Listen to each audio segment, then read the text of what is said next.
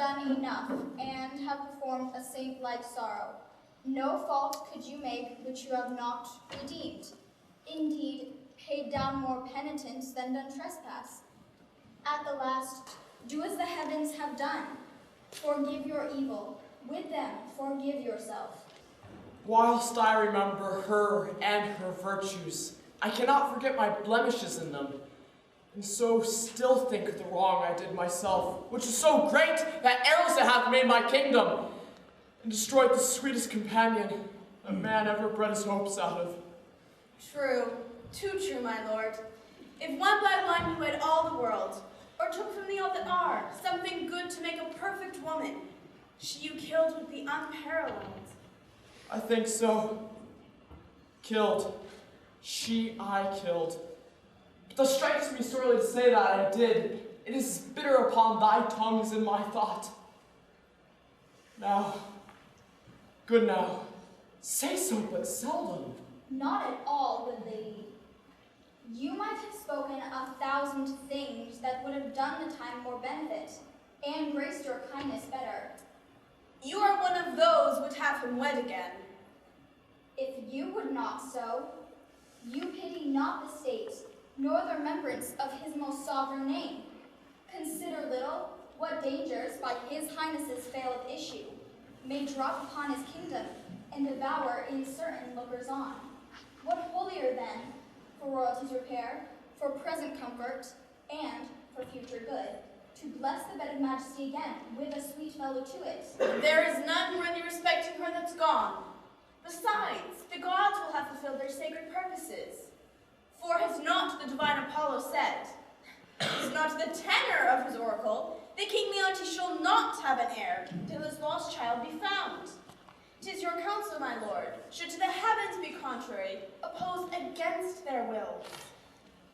Care not for issue, the crown will find an heir. Oh, good Paulina, who hath the memory of Hermione, I know, in honor. Oh, that ever I'd swear myself to thy counsel. Then, even now, I may have looked into my queen's full eyes, have taken a treasure from her lips, And left them more rich for what they yielded. Thou speakest truth. But no more such wives. Therefore no wife. I'll have no wife, Paulina. Will you swear never to marry but by my free leave? Never, Paulina. So blessed be my spirit. Then, good my lord, bear witness to his oath. You tempt him overmuch. Unless another, as like Hermione is as her picture, affront his eye. Good madam. I have done. Yet, if my lord will marry, give me the office to choose you a queen. She shall not be so young as was your former queen, but she shall be such as walked your first queen's ghost. It should take joy to see her in your arms. Oh, my sweet Paulina, we shall not marry till thou biddest us. That shall be when your first queen's again in breath, never till then. One who gives out himself Prince Florizel, son of Polixenes, with his princess, the fairest I have yet beheld, desires access to your high presence. What with him? He comes not like to his father's greatness. His approach, so out of circumstance and sudden, tells us a visitation not framed, but forced by the master. What train? But few, and those but mean. As princess, you say, with him. Aye, the most peerless piece of earth, I think, that ere the sun shone bright on. When she has obtained your eye, she'll have your tongue too. This is a creature, would she begin a sect, might quench the zeal of all professors else, make proselytes of those she but did follow. How? Not women. Women will love her. She is of more worth than any man. Then she is the rarest of all women.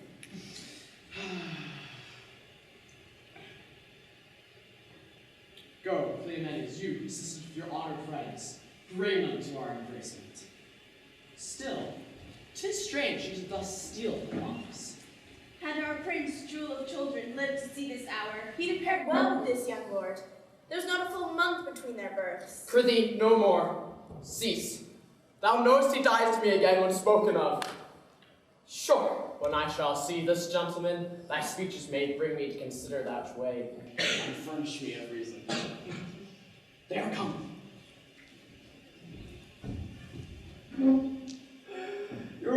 was most true to wedlock, Prince. She did print your royal father off in conceiving you. Oh, I'm but 21. Your father's image is so hid in you, his very air, that I should call you brother as I did him. Most dearly welcome.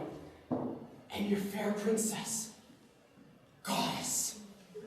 Oh, alas, I lost a couple that twixt heaven and earth may have stood thus, begetting wonder as you, gracious couple, do. And then I lost all my folly, society, envy too of your brave father, whom though desiring through misery, I desire my life once more to look upon him. And by his command, here I have touched Sicilia, and give you all the greeting that a king, at friend, can send his brother, whom he loves. He bade me say so, more than all the scepters, and those that bear them living. Oh, my brother! Good gentlemen, the wrongs I have done thee stir fresh within me.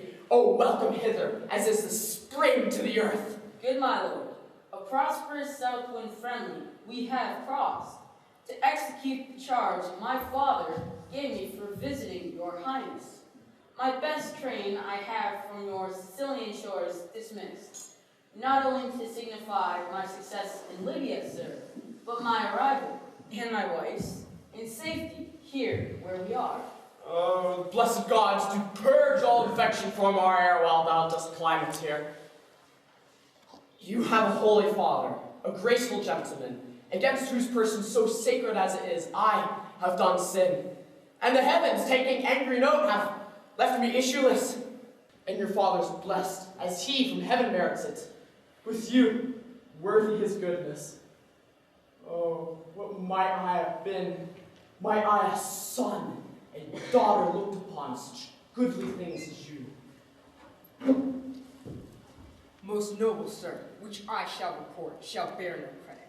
Were not proof so nigh, please you great sir, Bohemia greets you from himself by me, and desires you to attach his son, who has his dignity and duty both cast off, fled from his father, from his hopes, and with a shepherd's daughter.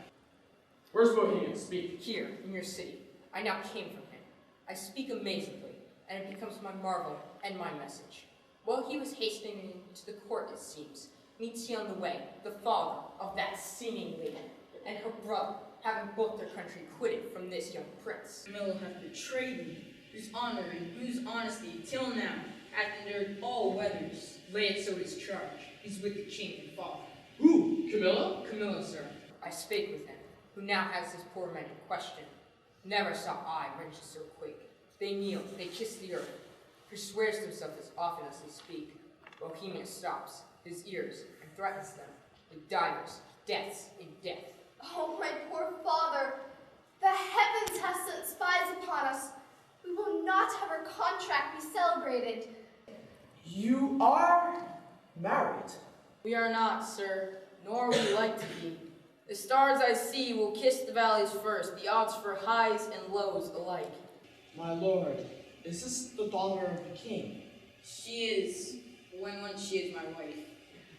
That once I see by our good father speed will come very slowly. I'm sorry, most sorry you've broken with his liking. Where you were tied in duty, as sorry your choice is not so rich in worth as in beauty, that you might well enjoy her. Dear, look up. Though fortune, visible and enemy, should chase us with my father, power no jot hath she to change our loves. Beseech you, sir, step forth mine advocate. At your request, my father will grant precious things as trifles. Would he do so, I beg your precious mistress, whom he doth but count a trifle. Sir, my liege, your eye hath too much youth in it. Not a month before your queen died, she was worth more such cases than what you look on now. I thought of her even in those looks I made, but your petition is yet unanswered. I will to your father. Your honor not being overthrown by your desires, I am a friend to them, and to you, on which errand I now go toward him. Therefore come and follow me. And mark which way I make. Come, good my lord.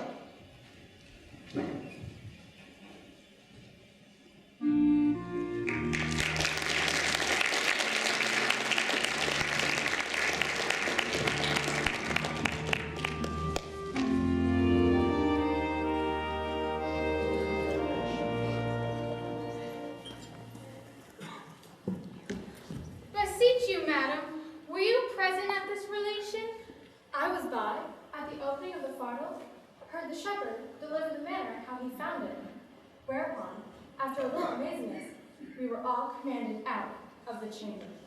Only this, he thought, I heard the shepherd say, he found the child. I would most gladly know the business of it.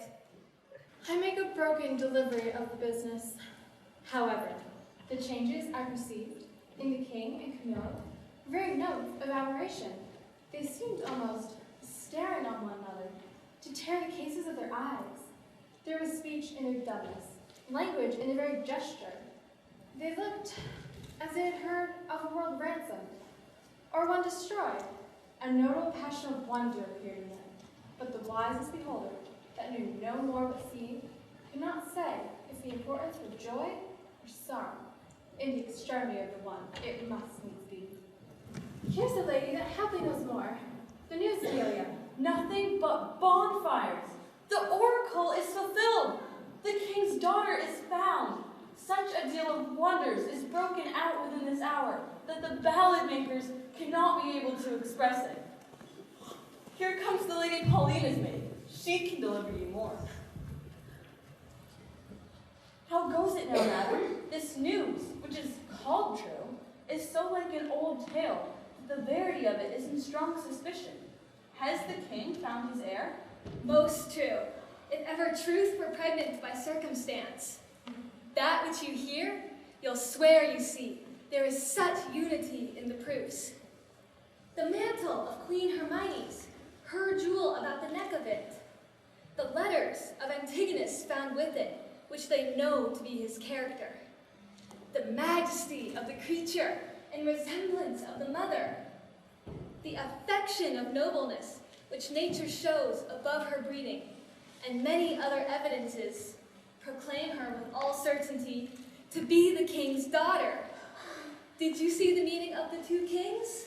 No. Then have you lost the sight which was to be seen, cannot be spoken of. There might you have beheld one joy crown another, so and in such manner that it seemed sorrow wept to take leave of them, for their joy waded in tears. There was casting up of eyes, holding up of hands, with countenances of such distraction that they were to be known by garment, not by favor.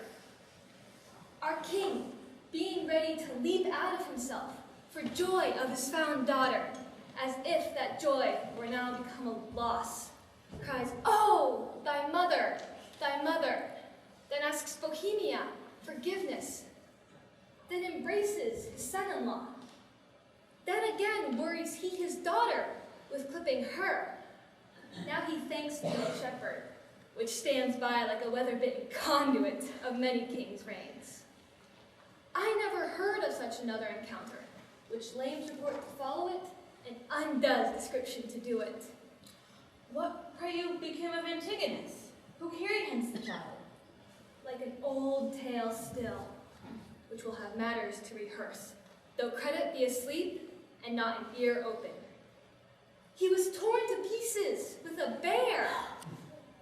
This avouches the shepherd's son, who has not only his innocence, which seems much, to justify him, but a handkerchief and rings of his that Paulina knows. What became of his bark and his followers? Wrecked in the same instant of their master's death, and in the view of the shepherd, so that all the instruments which aided to expose the child were even then lost when it was found. But oh, the noble combat that twixt joy and sorrow was fought in Paulina. She had one eye decline at the loss of her husband, another elevated that the oracle was fulfilled. She lifted the princess from the earth, and so locks her in embracing, as if she would pin her to her heart, that she might no more be in danger of losing. The dignity of this act was worth the audience of kings and princes, for by such was it acted. One of the prettiest touches of all, and that which angled from mine eyes, was when, at the relation of the queen's death, how she came to it bravely confessed and lamented by the king, how attentiveness wounded his daughter, till, from one sign of dolor to another, She did with an alas, I would fain say, bleed tears, for I am sure my heart wept blood. Are they returned to court? No, the princess, hearing of her mother's statue, which is in the keeping of Paulina, a piece many years in doing, and now newly performed by that rare Italian master, Julio Romano, who, had he himself eternity, and could put breath into his work, so near to Hermione, hath done Hermione, that they say one would speak to her, and stand in hope of answer. Thither with a greediness of affection are they gone, and there they intend to sup. I thought she had some great matter there in hand, for she hath, privately, twice or thrice a day, ever since the death of Hermione, visited that removed house. Shall we thither, and with our company, peace the rejoicing?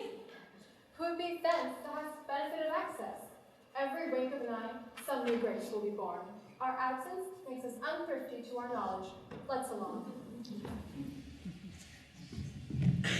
Now, had I not the dash of my former life in me, would peppermint drop on my head. I brought the old man and his son aboard the prince.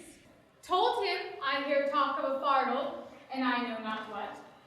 But he, at that time, overfond of the shepherd's daughter, who began to be much seasick, and himself little better. Extremity of weather continuing, this mystery remained undiscovered. But 'tis all one for me, for if I had been the finder out of this secret, it would not have relished among my other discredits. Here come those I have done good to, against my will, and already appearing in the blossoms of their fortune. Come on, boy! I am past more children, but thy sons and daughters will be all gentlemen born. You are well met, sir. You denied to fight with me this other day, because I was no gentleman born. See these clothes? Say you see them not, and think me still no gentleman born. You were best say that these robes were not gentlemen born. Give me the lie, do, and try whether I'm not now a gentleman born. I know you are now, sir, a gentleman born. And have been any time these 4 hours. And so have I, boy! So you have. But I was a gentleman born before my father. For the king's son took me by the hand, and he called me brother. And then the 2 kings called my father brother.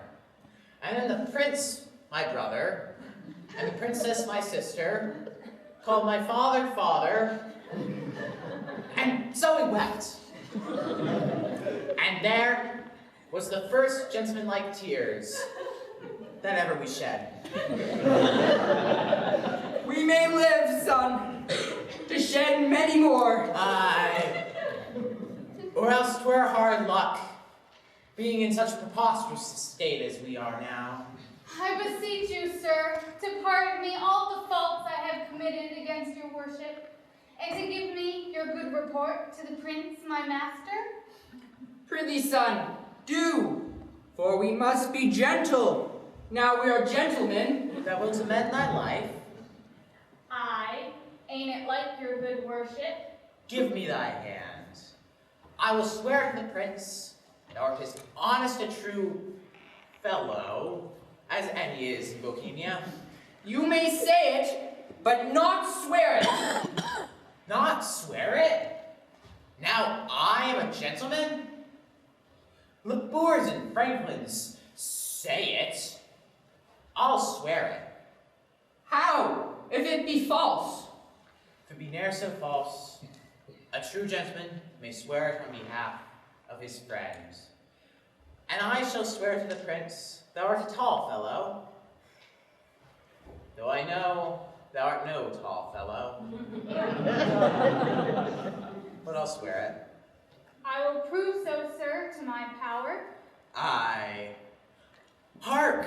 The kings and the princes, our kindred, are going to see the queen's picture.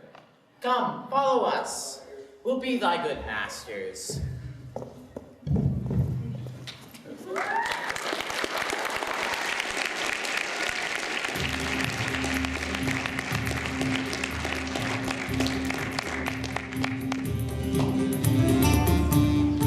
Oh, good and brave Paulina, the great comfort I have had of thee. What, sovereign sir? I did not well, I meant well.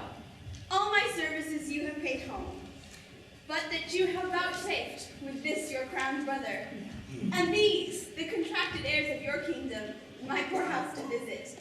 'Tis a surplus of your grace, which never my life may last to answer. Oh, we honor you of trouble. But we came to see the statue of our queen. Your gallery have we passed through and seen not which my daughter came to look upon. Statue of her mother. As she lived peerless, so her dead likeness I do well believe surpasses all that yet you looked on, or hand of man hath done. Therefore I keep it lonely, apart. But here it is. Prepare to see the life as lively mocked as ever. Behold and say 'tis well.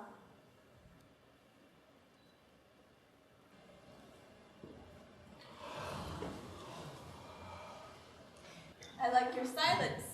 It the more shows off your wonder. But yet speak. First you, my liege, comes it not something near? Her natural posture. Oh, chide me, dear stone, that I may say thou art indeed Hermione. Or rather, thou art she and not thy chiding. For she was as tender as infancy and grace. And yet, Paulina, Hermione was not so much wrinkled as this. Nothing so aged as this seems. Oh, not by much. So much more our carver's excellence, which lets go by some 16 years, and makes her as she lived now. So much to my good comfort, as is now piercing to my soul. Oh, thus she stood, even in such life of majesty, warm life, as now it coldly stands. When first I wooed her, oh, I am ashamed. Why does not the stone chide me for being more stone in it?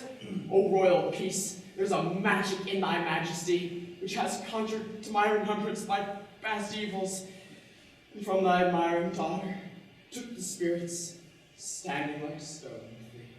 And give me liege, and do not say 'tis superstition, that I kneel and implore your blessing. Lady, dear queen, that ended when I but began. Give me that hand of yours to kiss. Oh, patience! The statue's but newly fixed. The color's not dry.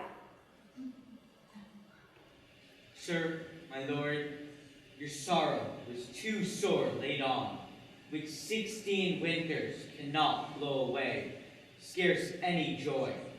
Did ever so long live no sorrow, but killed itself much sooner. Dear my brother, let him who was the cause of this have the power to take off so much grief as he would peace upon himself. Indeed, my lord, if I had thought the sight of my poor image would thus have brought you, for the stone is mine, I'd not have showed it. Do not draw the curtain. No longer shall you gaze in it, lest your fancy may think anon it moves. Let it be. Let it be. Oh, were I were dead, but that methinks already. What was he that made it? You see, my lord, would you not deem that it breathed? Or that those veins verily bear blood? Masterfully done. The very life seems warm upon her lips. The fixture of her eye has movement in it, as we are mocked by art. I'll draw the curtain. My lord's almost so far transported that he'll think anon it lives. Oh, make me think so 20 years together. No settled senses of the world can match the pleasure of that madness. Let it alone. I am sorry I have thus far stirred you, but I could afflict you farther. Oh, do, Paulina, for this affliction has a taste as sweet as any cordial comfort.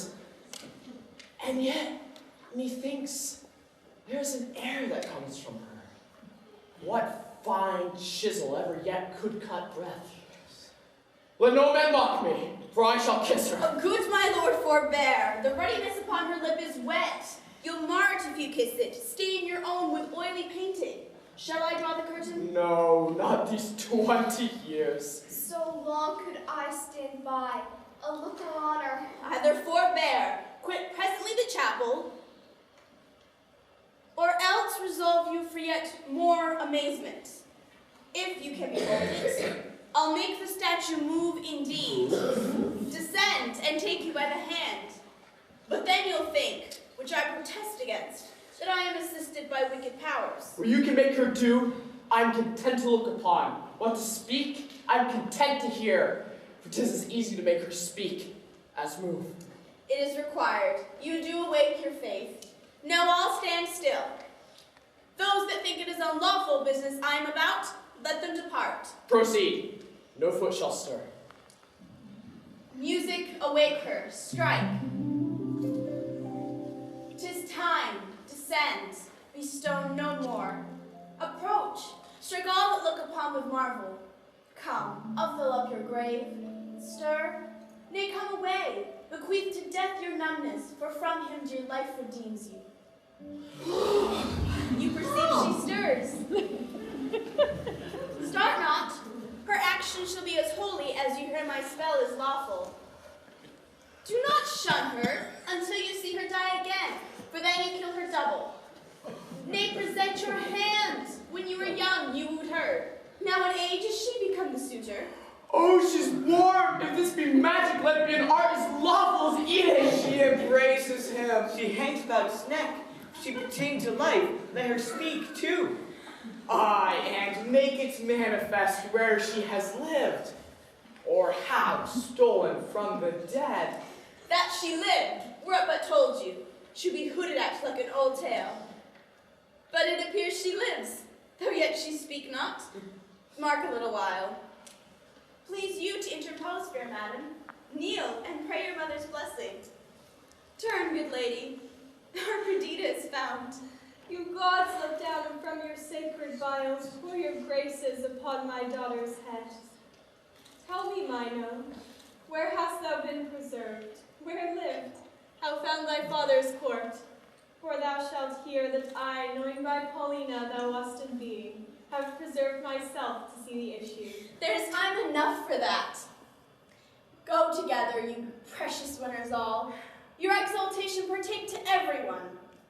I, an old turtle, will wing me to some wooded bower, and there my mate that's never to be found again, lament till I am lost. Oh, peace, Paulina. Thou shalt take a husband by my consent, as I by thine a wife. This is a match made between vows. Thou hast found mine. Although how, it is to be questioned, for I saw her as though I thought dead, and then your prayer by poured upon her grave in vain. I'll look not far to find thee an honorable husband. Come, Camilla, and take her by the hand. Work and honesty is here richly noted and justified by us, a pair of kings. Therefore come, let us from this place. What? Both your pardons, that ever between your holy looks I put my ill suspicion. This is your son-in-law, and a son unto the king, who heaven's directing is troth plight to your daughter. Therefore come, Paulina, and lead us from hence, that we may each one leisurely demand our account played in the wide gap of time since first we were dissevered. Hastily lead away.